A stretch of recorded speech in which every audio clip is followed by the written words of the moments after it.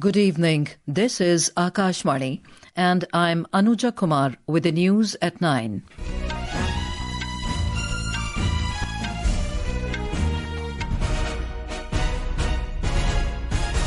The headlines. Both houses of parliament witnessed multiple adjournments over Karnataka Deputy Chief Minister D.K. Shivkumar's alleged remarks on providing reservation to a particular minority group. Rajya Sabha Chairman Jagdeep Dhankar calls for action to prevent cash recovery-like incidents in Judiciary. President Draupadi Murmu urges tribal communities to avail benefits of all central government schemes to achieve self-reliance. SEBI doubles threshold of detailed FPI investment disclosures to 50,000 crore rupees. Turkey detains more than 1,100 people since start of protests over Istanbul mayor's arrest. Russian and US officials hold talks on resolving Ukrainian conflict at Riyadh in Saudi Arabia. And powerlifters Jhandu Kumar and Seema Rani break national records at Khelo India Para Games in the national capital. And now the news in detail. Both the Houses of Parliament today witnessed multiple adjournments over the reported remarks of Karnataka Deputy Chief Minister D.K. Shivkumar to change the constitution for providing reservation to a particular minority group. The Rajya Sabha was adjourned for the day, while Lok Sabha witnessed two adjournments over the issue. In the Rajya Sabha, when the House reassembled after the second adjournment at 2:15, amid din, the House cleared a few amendments made by Lok Sabha in the Oil Fields Regulation and Development Amendment Bill 2024. The bill has already been passed by the Rajya Sabha. As ruckus continued, the House was adjourned for the day. Earlier, when the House reassembled after the first adjournment at 2 p.m., Leader of Opposition Mallikarjun Kharge clarified that Karnataka Deputy Chief Minister has not said anything to change the constitution, alleging that it was the ruling party leaders who have talked about the changing the constitution many times. Countering Mr. Kharge, Leader of the House J.P. Nadda said Dr. B.R. Ambedkar and Sardar Vallabhbhai Patel were against the reservation based on religion. In the Lok Sabha, when the House reassembled after the first adjournment at 12 noon, Parliamentary Affairs Minister Kiran Rijiju highlighted that the issue of reservation based on religion had come in 1947 and it was rejected then by all the prominent leaders. As the pandemonium continued, the presiding officer adjourned the House till 2 p.m. The Lok Sabha today took up Finance Bill 2025 for consideration and passing. The bill seeks to give effect to the financial proposals of the central government for the financial year 2025-26. Participating in the discussion, Anurag Thakur of the BJP said the government has created stable grounds for the economy. ये वित्त विधेयक ऐतिहासिक, दूरदर्शी और परिवर्तनकारी है। ये केवल कराधान के बारे में नहीं, ये राष्ट्र निर्माण के बारे में है। ये केवल आर्थिक नीति के बारे में नहीं, आर्थिक स्वतंत्रता के बारे में है। ये केवल राजस्व के बारे में नहीं, ये 140 करोड़ भारतीयों के समृद्धि, समावेशी विकास के बारे में है। अनिश्चितता के दौर से अभूतपूर्व विकास के दौर तक लाने का काम किसी ने किया है तो प्रधानमंत्री नरेंद्र मोदी जी ने किया है। Nishikant Dubey of the BJP said the whole world is facing economic crisis, but India has emerged as a bright spot in the last 10 years. Earlier, initiating the discussion, Shashi Tharoor of Congress said there should be relief for the common man who is paying tax to the government. So Viksit Bharat by 2047 is a laudable objective for a quarter century from now. But how does this finance bill begin to get us there? It has taken the government years to finally realize that just 2% of Indians, the hard-working taxpayers, have been really carrying this country on their backs. Individual taxpayers, mainly the salaried middle class, were already contributing more than the corporations last year, and yet no action was taken. Several other members took part in the debate, including Mahua Moitra of TMC, Supriya Sule of NCP SCP, Dr. Kalanidhi Veeraswamy of DMK, and Harsimrat Kaur Badal of Shiromani Akali Dal. The discussion remained inconclusive. Rajya Sabha Chairman Jagdeep Dhankar has expressed concern over the issue of recovery of cash from Delhi High Court Judge Justice Yashwant Verma's residence following a fire and called for eradication of such malaise to prevent recurrence. Mr. Dhankar stated this during a meeting with the Leader of the House, JP Nadda, and Leader of Opposition, Mallikarjun Kharge, over the issue in the Parliament House. Meanwhile, the Delhi High Court has withdrawn all judicial work from Justice Yashwant Verma with immediate effect. Justice Verma has denied the allegations. The Centre has notified an increase in the salary, daily allowance and pension of members and former members of the Parliament. The monthly salary for members of Parliament has been increased from 1 lakh rupees to 1,24,000. The daily allowance has been raised from 2,000 rupees to 2,500 rupees. The monthly pension for members and ex-members of Parliament has been revised from 25,000 rupees to 31,000 rupees. It will be effective from 1st of April 2023. The Delhi government will bring a white paper on the tenure of the previous Aam Aadmi Party AAP regime in the national capital. Delhi Chief Minister Rekha Gupta announced this during a discussion on the Comptroller and Auditor General's CAG report on the Delhi Transport Corporation in the Assembly today. Earlier in the day, Mrs. Gupta tabled the CAG report, which is the third CAG report on Delhi Transport Corporation. The report is expected to shed light on the financial and operational aspects of the Delhi Transport Corporation. This is Akashvani giving you the news. For quick news updates round the clock, follow us on our X handle at AIR News Alerts. And for details of these stories and more, log on to our website www.newsonair.gov.in and download the News on AIR app. President Draupadi Murmu has called upon the tribal community to avail benefits of all central schemes to achieve self-reliance. The President was speaking at the Foundation Day celebration of Bharatiya Vishwa Basu Shabar Samaj at Kaliyapalli in Nayagarh district of Odisha this evening. She reaffirmed the central government's commitment to improving infrastructure in tribal villages by emphasizing on quality education, skill development and mobile connectivity. The President reached Bhubaneswar this afternoon on a 2-day visit to her home state, Odisha.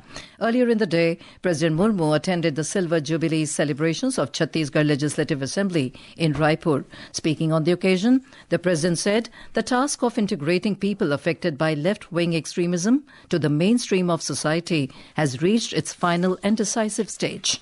वामपंथी उग्रवाद से प्रभावित लोगों को समाज की मुख्य धारा में जोड़ने का कार्य अंतिम और निर्णायक दौर में पहुंच गया है। मुझे बताया गया है छत्तीसगढ़ के नक्सल प्रभावित क्षेत्रों के लोग विकास के मार्ग पर आगे बढ़ना चाहते हैं। मुझे विश्वास है कि छत्तीसगढ़ को उग्रवाद से पूर्णतया मुक्त करने के प्रयास में आप सब शीघ्र ही सफलता प्राप्त करेंगे और राज्यों के इतिहास में एक स्वर्णिम अध्याय जोड़ेंगे। Union Health Minister JP Nadda has said the government will leave no stone unturned to eliminate tuberculosis, TB, from the country by the end of this year.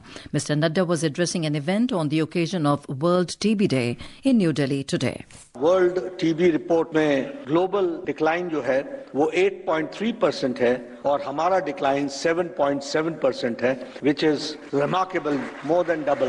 उसी तरीके से जो 59% था treatment coverage, वो treatment coverage has increased from 59% to 85% और world इसको मान रहा है और इस इंडिया मॉडल पर चलने की कोशिश कर रहा है. The 100-day TB elimination campaign also culminated today on the occasion of World Tuberculosis Day. Meanwhile, Union Minister Dr. Jitendra Singh announced the completion of genome sequencing of 10,000 isolates of Mycobacterium tuberculosis.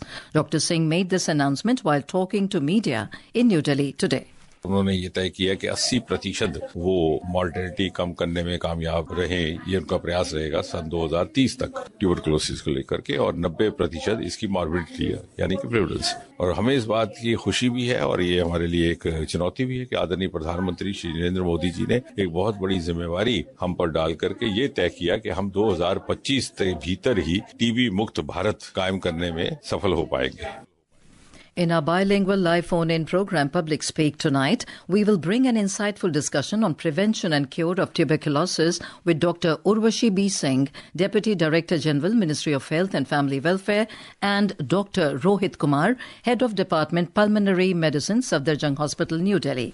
To participate, listeners can dial the telephone numbers 011 234 21050 and 011 2331 4444 from 9:30 p.m. onwards tonight.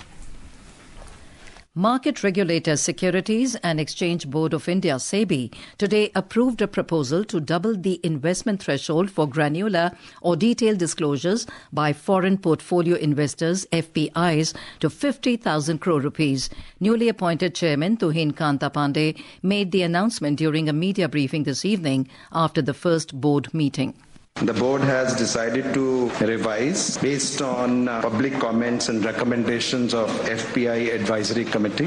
So this size criteria is now being taken from 25,000 crore to 50,000 crore. But please note that the concentration criteria remains the same. That is 50%. So irrespective of the size, the 50% concentration criteria remains, and in case 50% is breached, then additional disclosure will be required. After this decision now, FPIs holding more than 50,000 crore rupees of equity assets under management in the Indian markets will now be required to make additional disclosures. SEBI has also decided to boost investor awareness amid recent market volatility. The SEBI chairman stated that action has been taken against over 17,000 financial influencers with the help of Google and Meta. The benchmark domestic equity indices today extended their upward momentum for the sixth consecutive session to settle with gains of over 1% each. The 30-share index at the Bombay Stock Exchange, Sensex, surged 1,079 points to close at 77,984. The National Stock Exchange Nifty 50 jumped 308 points to settle at 23,658. Turkey authorities have detained 1,133 people across the country since the start of protests 5 days ago over detention of Istanbul Mayor Ekrem İmamoğlu. Interior Minister Ali Erlikaya today said as many as 123 police officers were injured in the protests and alleged that dangerous materials such as acid, firebombs and knives were seized from the protesters. Yesterday, a court formally arrested the Istanbul Mayor İmamoğlu and ordered him jail pending a trial on corruption charges. Talks are underway between representatives from Russia and the United States on resolving the Ukrainian conflict at Riyadh in Saudi Arabia. Yesterday, Ukrainian Defense Minister Rustem Umerov announced that talks between US and Ukrainian delegations had concluded in Riyadh. On to sports. Power lifters Jhandu Kumar and Seema Rani broke national records at the ongoing Khelo India Para Games in the national capital today. We have a report.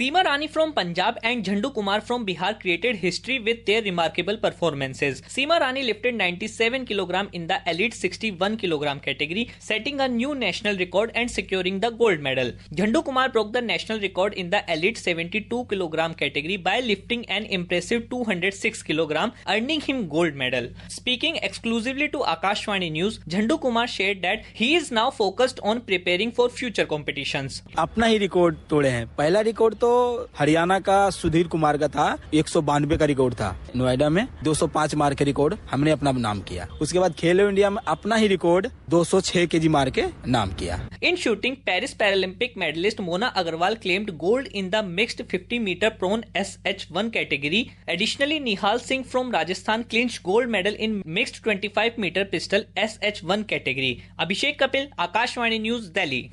In the IPL T20 cricket, Lucknow Super Giants were 190 for 6 in 18.2 overs against Delhi Capitals in Visakhapatnam a short while ago. Earlier, Delhi Capitals won the toss and opted to field. And now, before we end the bulletin, the headlines once again. Both houses of parliament witnessed multiple adjournments over Karnataka Deputy Chief Minister D.K. Shivkumar's alleged remarks on providing reservation to a particular minority group. Rajya Sabha Chairman Jagdeep Dhankar calls for action to prevent cash recovery like incidents in Judiciary. President Draupadi Murmu urges tribal communities to avail benefits of all central government schemes to achieve self-reliance. SEBI doubles threshold of detailed FPI investment disclosures to 50,000 crore rupees. Turkey detains more than 1,100 people since start of protests over Istanbul mayor's arrest. Russian and US officials hold talks on resolving Ukrainian conflict at Riyadh in Saudi Arabia. And powerlifters Jhandu Kumar and Seema Rani break national records in Khelo India Para Games. That is all in the news at 9. Good night.